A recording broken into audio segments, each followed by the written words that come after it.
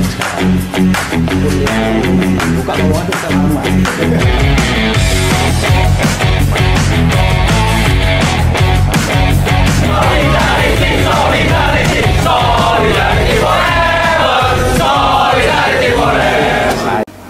Assalamualaikum warahmatullahi wabarakatuh. Kembali lagi bersama kami dari alumni Departemen Teknik Mesin, lebih tepatnya di acara Bincang Alumni Kapemi Gama.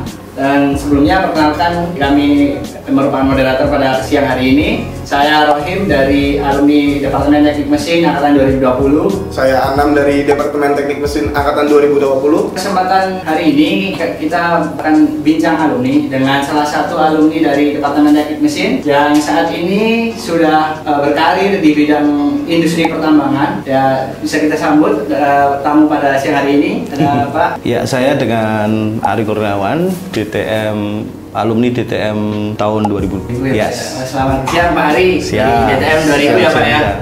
Senang sekali siang hari ini bisa kembali berjumpa, meskipun terpaut jauh ya Pak ya, tapi tetap bisa saling silaturahmi lagi Pak. Siap. Mungkin pada siang hari ini akan langsung saja kita mulai agenda podcast pada pagi hari ini yang nantinya akan kita bincang-bincang terkait kegiatan apa saja yang dulu Pak Ari lakukan selama masa kuliah dan yang lain-lain. Langsung saja untuk yang pertanyaan yang pertama Pak, bisa perkenalan terlebih dahulu Pak, nama, kemudian lulusan, dan asalnya mungkin Pak. Oke, boleh. Sambil santai ya? Ya, santai. Biar nggak tegang, teman-teman, biar nggak tegang. Kayaknya kan mulai mandu acara berapa kali? Udah 2 kali, 3 kali, 4 kali. Pertama sih. Pertama. Oke, baik, perkenalkan sebelumnya, nama saya Ari Kurniawan, tadi saya sampaikan alumni DTM tahun 2000. Kali ini terima kasih teman-teman sudah diberi kesempatan. Kebetulan tadi habis kumpul-kumpul kan? Habis kumpul-kumpul, terus ceritanya ditodong nih. Jadi dapat kesempatan untuk sharing sama teman-teman sekalian. Saya lulus tahun 2003, 2004 tepatnya. Setelah 2004 itu lulus, kemudian coba untuk peruntungan untuk ngelamar sana sini kan biasanya. Akhirnya dapat kesempatan untuk masuk salah satu perusahaan mining kontraktor yang kalau di tambang itu ada tier 1, tier 2, tier 3 gitu ya. Masuk yang tier 1 di PT Pamor Persada Nusantara. Kurang lebih hampir 15 tahun di sana. Terus kemudian sempat resign, kemudian 2 tahun di rumah, coba untuk peruntungan bikin usaha kecil-kecilan di rumah. Setelah itu baru masuk lagi ke mining kontraktor PT Rio Mitra Lestari dari 2017 sampai dengan sekarang. Kalau sekarang domisili di Harapan Indah, tapi ngekos kan. Kalau anak sama istri kebetulan di rumah. Jadi PJKA itu pulang Jumat kembali Ahad. Pulang Jumat kembali Ahad.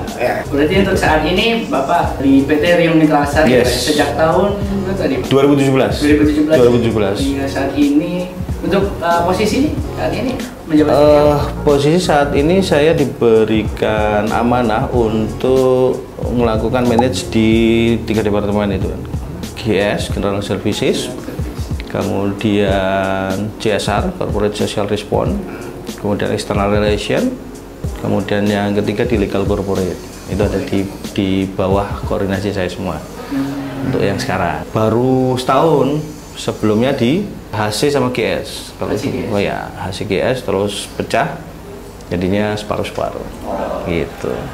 Tapi ketika Bapak pertama kali berkarir sebagai alumni teknik mesin, apakah langsung di GS atau misal mulai dari trainer, kemudian dari plan, leader atau apa? Karena kan biasanya kita tahu bahwasannya kalau sebagai alumni yang baru lulus, biasanya buka untuk jurusan teknik mesin itu kalau nggak plan group leader, instruktur, engineer kan Pak?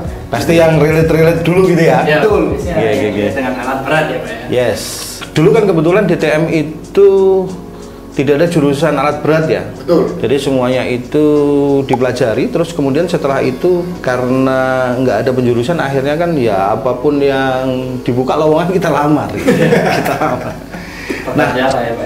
Nah, awal saat lulus itu kebetulan di PT Pamor Persada Nusantara itu kebetulan buka lowongan di trainer.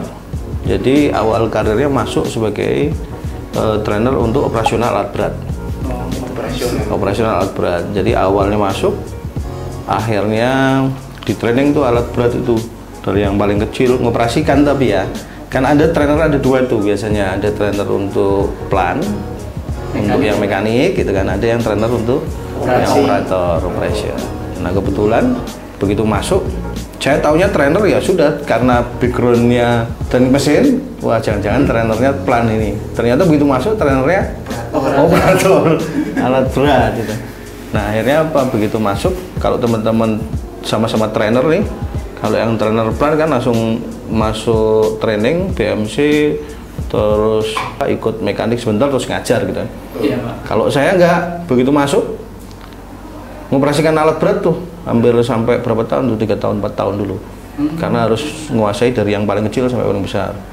Kalau ekskavator, dari ekskavator PC 200, 300, 400 sekelas sampai PC 4000. Gradernya juga grader yang paling kecil sampai paling besar, terus demikian sampai 3 tahun 4 tahun udah menguasai baru boleh ngajar. Trainer naik sampai dengan ke training center head. Setelah itu baru tasi ke head office di PT Pama Persada Nusantara. Tentang apa? Seluruhnya tentang pengembangan dan develop orang. Jadi terakhir di Pama itu manage tentang pengembangan dan promosi mutasi grup dari section, DPR, PM, DPM gitu. Terakhir di Pama itu baru geser ke Riung. Masuknya pertama tetap trainer itu. Masih trainer. Begitu dapat berapa bulan ya, 9 bulanan geser ke CGS. Karena ada relevansinya, ada masih relate itu kan. Oh ini tentang pengembangan orang, ya sudah gesernya ke CGS. Yes. Jadi selama berkarir di industri pertambangan ini, Pak Ari ini lebih seringnya manage tentang development orang ya Pak? Betul. Nah, banyak development orang. Mungkin pertanyaan saya berikutnya ini Pak, karena tadi lebih sering mengurusi development orang Pak. Nah, apakah sepertinya ini ya Pak ya, kurang relate ya Pak ya dengan jurusan yang dengan pendidikan yang cukup sama kuliah ya Pak ya? Mungkin pertanyaannya ini, apakah sebelum masuk ke industri pertambangan ini sudah ada gambaran, oh saya besok mau masuk industri pertambangan? Kemudian mungkin nanti bisa ditarik juga alasan masuk ke DTM dulunya itu seperti apa ya Pak? Kalau masuk ke pertambangannya, kalau zaman dulu itu kan setelah selesai kuliah ya sudah, mana secepatnya yang kita lamar bisa masuk, udah masuk duluan gitu kan. Gitu. Nah kebetulan memang pas rezekinya masuknya, saya juga nggak tahu awalnya itu dia di Pama itu kontraktor tambang, nggak tahu. Begitu masuk baru saya tahu bahwa oh ini kontraktor tambang gitu. Nah di awalnya ya nggak ada kepikiran saya tertarik ke tambang, enggak gitu kan. Tapi punya angan-angan untuk masuk iya saat itu kan. Tapi kan berhubung berjalannya waktu, biasanya kan mana yang duluan terima, masuk dulu nanti sambil nyari kan biasanya gitu. Nah kenapa bisa masuk teknik mesin gitu ya? Bisa masuk teknik mesin itu awalnya memang target saya itu kalau nggak sipil ya teknik mesin. Kebetulan sipilnya lewat, masuknya teknik mesin. Akhirnya masuknya ke teknik mesin. Itu sih. Kemudian seperti kita tahu ya Pak, bahwasanya perusahaan pertambangan itu kan lebih sering berada di remote area seperti itu. Kemudian apakah dulu waktu Bapak awal-awal berada di remote area itu mengalami kesulitan atau ada cerita-cerita menarik nih Pak pas awal-awal masuk ke dunia pertambangan seperti itu Pak? Yes. Gini ya, kalau di DTM zaman dulu, nggak tahu kalau sekarang ya. Kalau zaman dulu itu kan hampir sedikit yang masuk di dunia pertambangan. Kalaupun ada, rata-rata di outsource itu kan, yang diperminyakan itu kan Selam Bersih dan kawan-kawan, Total itu kan, Chevron itu kan. Saat itu gitu ya. Toh pun di dunia pertambangan biasanya yang kita kenal itu adalah yang di mining ownernya, Freeport dan lain sebagainya. Sehingga pada saat masuk pertama, saya nggak punya gambaran tuh kalau masuk ke tambang itu masuk ke daerah remote dan lain sebagainya. Nah, memang tantangan tersendiri tuh. Tantangan tersendirinya apa? Masuk pertama, masuk ke daerah remote. Kebetulan saya waktu itu ada di masa dimana kita itu baru awal-awal handphone itu muncul kan. Awal-awal handphone muncul itu. Artinya kalau orang-orang biasa aja, anak-anak kuliahan ya punya handphone murahan yang paling mentok bisa SMS sama telepon gitu kan, telepon seluler. Kalau sekarang kan kalau masuk remote itu kan resikonya nggak punya sinyal Kuota. 4G, nggak punya kuota, Nggak bisa ngapain. nggak bisa ngapain gitu kan. Nah sehingga memang perlu masa untuk adaptasi gitu kan. Tapi karena dulu itu yaitu komunikasi itu masih bisa dijalin dengan telepon dan SMS, ya udah sudah cukup bagi kami saat itu untuk masuk ke daerah remote. Kemudian meskipun fasilitasnya lengkap, tapi kan minim tentang hiburan dan lain-lain. Kalau sekarang kan dikit-dikit healing gitu ya. Saya masuk di daerah remote itu di masa-masa sekarang itu mungkin akan perasaan yang akan timbul pasti akan sama dengan teman-teman yang sekarang masuk daerah remote. Tapi kan segala hal itu kan gini. Apa yang kita dapatkan itu sebetulnya adalah kompensasi dari kita menggadaikan kenyamanan kan gitu. Ya, kalau pengen dapat banyak pasti ada rasa nyaman yang lebih banyak yang harus digadaikan. Ya. Gitu. Kalau teman-teman itu kerja di daerah remote dengan di daerah biasa pasti akan ada kompensasi karena kita di daerah remote. Kompensasinya itu apa? Karena ada rasa nyaman yang digadein. Rasa nyamannya apa? Orang-orang lain bisa 4G, kita mungkin ada 4G tapi sinyal tipis, sinyalnya rebutan. Tapi ya itulah bahwa apa yang kita dapat itu adalah kompensasi dari karena kita itu menggadaikan rasa nyaman. Semakin banyak yang kita dapat, berarti itu adalah atas kompensasi terhadap banyaknya kenyamanan yang kita gadai. Gitu. Mungkin ini Pak, mungkin sedikit flashback ke dunia perkuliahan kemarin ya, karena ini tadi sudah bercerita tentang dunia pekerjaan. Untuk ini Pak, dulu itu Bapak ikut pengalaman organisasi atau dan yang lain kepanitiaan selama masa kuliah itu ada nggak ya Pak? Mungkin yang berkaitan dengan pengalaman seperti itu. Ada. Jadi kalau cerita masa kuliah itu ya sambil nginget-nginget sedikit, kan udah berapa puluh tahun yang lalu. Dulu saya sadar bahwa pada saat kita kuliah itu yang kita lakukan, yang kita kerjakan adalah kita sekolah, kemudian tujuannya kan untuk belajar, nuntut ilmu itu kan, mencari ilmu itu kan. Kalau dari kosakatanya mencari ilmu itu kan berarti ilmu itu dicari, bukan kemudian kita itu diem terus ada orang yang datangin kamu tak kasih ilmu gitu. Makanya bapak-bapak kita dulu itu ngasih namanya sekolah itu untuk mencari ilmu gitu kan, menuntut ilmu gitu kan, bukan dicari ilmu gitu. Ya artinya apa mencari ilmu? Nah ilmu itu kan banyak hal. Satu itu knowledge yang kita dapatkan pada saat kita kuliah gitu kan, duduk di kursi di bangku kuliah, dapat dari mentor baik itu dari dosen maupun asisten dosen itu kan tentang knowledge. Nah kebetulan kalau di DTM itu kan ada knowledge-nya, ada skill-nya. Percentage-nya sekarang kan lebih banyak ke skill-nya ya. Iya Pak. Percentage-nya lebih banyak ke skill-nya sehingga memang daya serap untuk masuk ke dunia industri itu akan harusnya semakin banyak karena skill-nya lebih banyak daripada knowledge-nya. Nah pada saat saya kuliah juga saya sadar bahwa karena kita nuntut ilmu nggak cukup dengan kita hanya duduk untuk dapatkan dari mentor kita. Ada 3 hal pada saat kita menuntut ilmu itu kan, ada knowledge-nya, ada skill-nya, terus attitude-nya dapat dari mana? Attitude-nya, bagaimana kita itu bersikap, bertindak, berperilaku itu kita dapat dari mana? Dapat dari pada saat kita bersosialisasi. Pada saat bersosialisasi, bersosialisasinya dengan cara apa ya? Dengan cara organisasi, sehingga ada sebetulnya di awal ada banyak organisasi yang saya ikutin, tapi begitu lambat laun kan akhirnya mengerucut pada satu, karena kalau kebanyakan akhirnya kesenangan di situ sekuliah kecil akhirnya mengerucutnya kemana? Saya sama teman-teman angkatan 2000 itu HMDTM, Himpunan Teknik Mesin, itu vakum lama.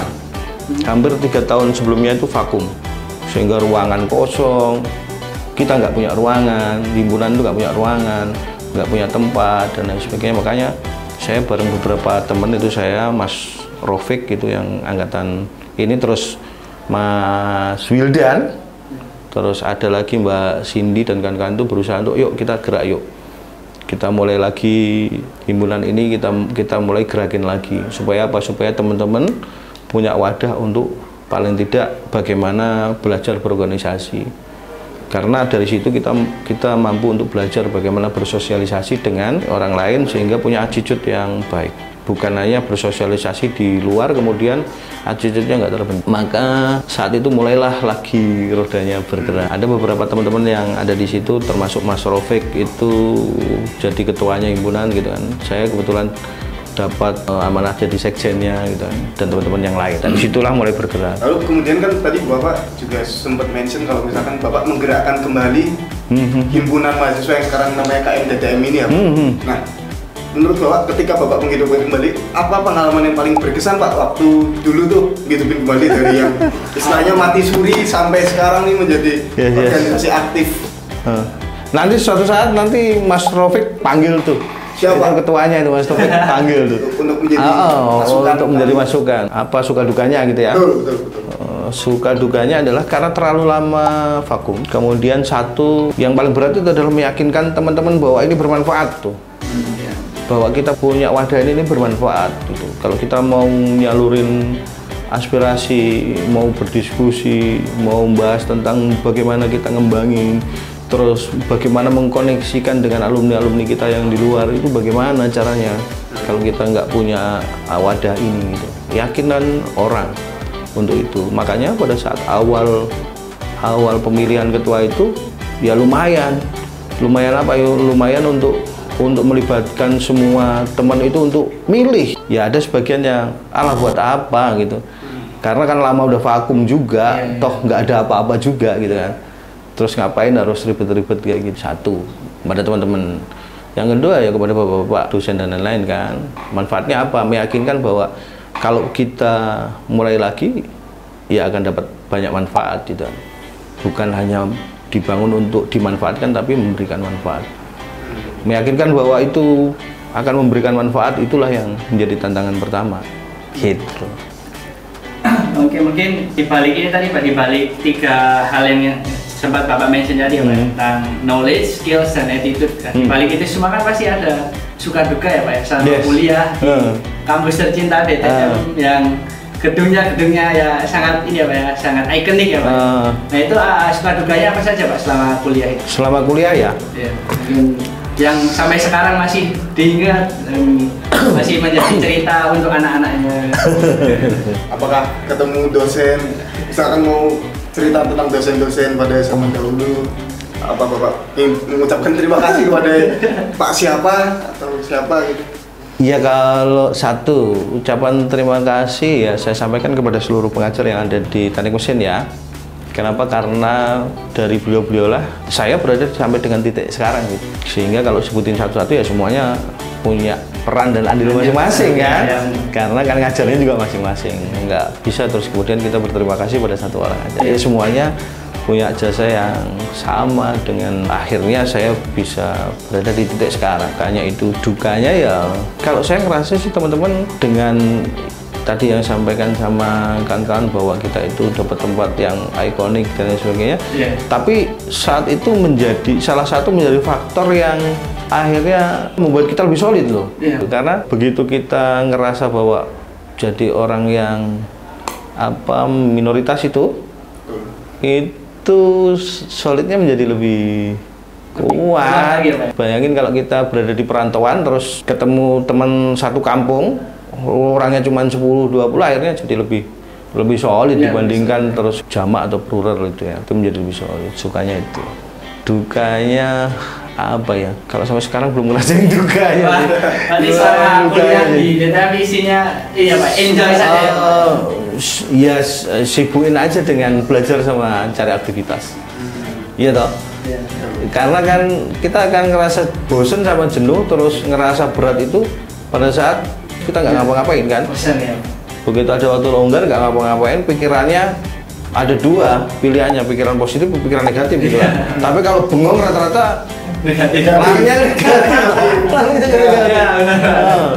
Ya itu, makanya sibukin dengan itu supaya waktu itu berlalu dengan cepat, terus banyak hal yang bisa kita kerjakan dan menjadi manfaat. Mudah-mudahan menjadi manfaat gitu ya.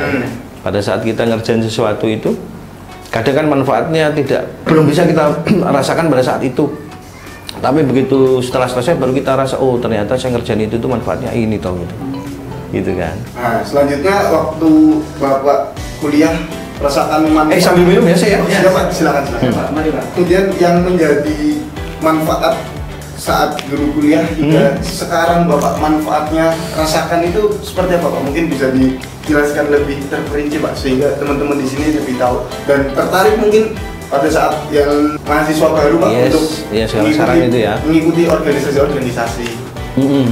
Gini, kalau tadi yang saya omongin bahwa kita itu belajar pasti akan ada 3 knowledge, skill, sama attitude.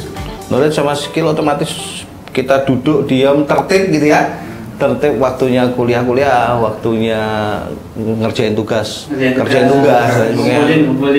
otomatis kita pasti akan dapat terasa dengan sendirinya.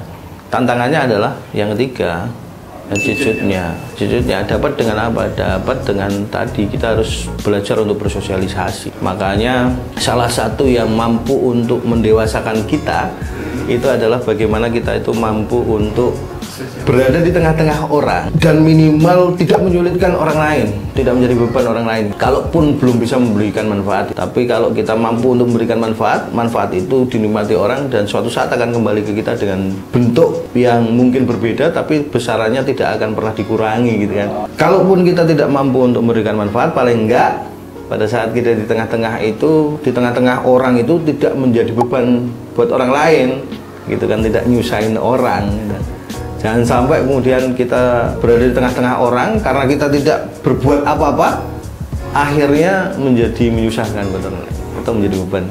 Itu sih. Oke, mungkin ini ya Pak, menjelang penutupan ini ya Pak ya. Karena penutupan ini identik dengan pesan ya Pak ya. Setelah pengalaman Pak Ari selama kuliah serta bekerja di industri pertambangan ya Pak khususnya ini, ada pesan khusus bagi rekan-rekan yang saat ini masih menempuh di Departemen Teknik Mesin Sekolah Vokasi UGM, serta pesan khusus untuk rekan-rekan fresh graduate yang saat ini memulai masuki dunia pekerjaan. Apa ya pesannya ya?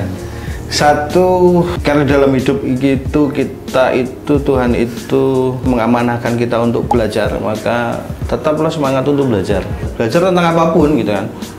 Bukan hanya tentang materi yang diberikan, tapi belajar juga tentang bagaimana mendewasakan diri. Bahwa ingat bahwa pada saat belajar itu kan nggak selalu berhasil, gitu kan. Pasti akan ada muncul kegagalan gitu.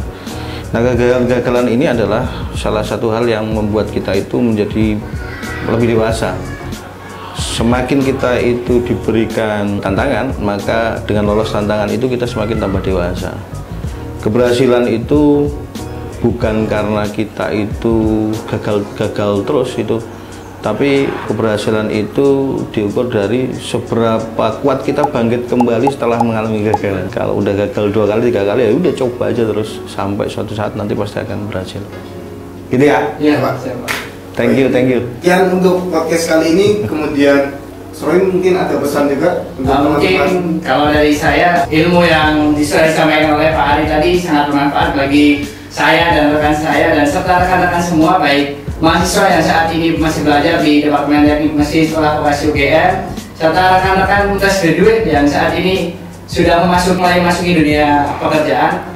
Semoga sharing yang diberikan oleh Pak Ari tadi bisa bermanfaat bagi kita semua dan menjadikan pedoman bagaimana nanti kita akan melanjutkan karir kita ke depannya. Ya, makasih ya dikasih kesempatan, makasih. Jangan lupa yang alumni yang lain wajib ngisi. Siap. Wajib ngisi lah biar dapat tambahan manfaat dari sharing yang diberikan. Makasih ya. Sama-sama Pak. Siap Pak, sebagai tambahan saja untuk rekan-rekan Kampung Megama, jangan lupa untuk iuran 10.000 per bulan untuk uang kas. Uang kas tersebut nantinya akan kita gunakan untuk kegiatan kita bersama-sama di Sekretariat Kampung Megama tercinta di Tambun ini. Makasih Pak. Atas sharing-sharing yang diberikan kemudian untuk alumni yang lain, kita tunggu kedatangannya di sekretariat ini. Kampung Megama. Ya, mungkin cukup sekian dari kami semua. Wassalamualaikum warahmatullahi wabarakatuh. Waalaikumsalam warahmatullahi wabarakatuh.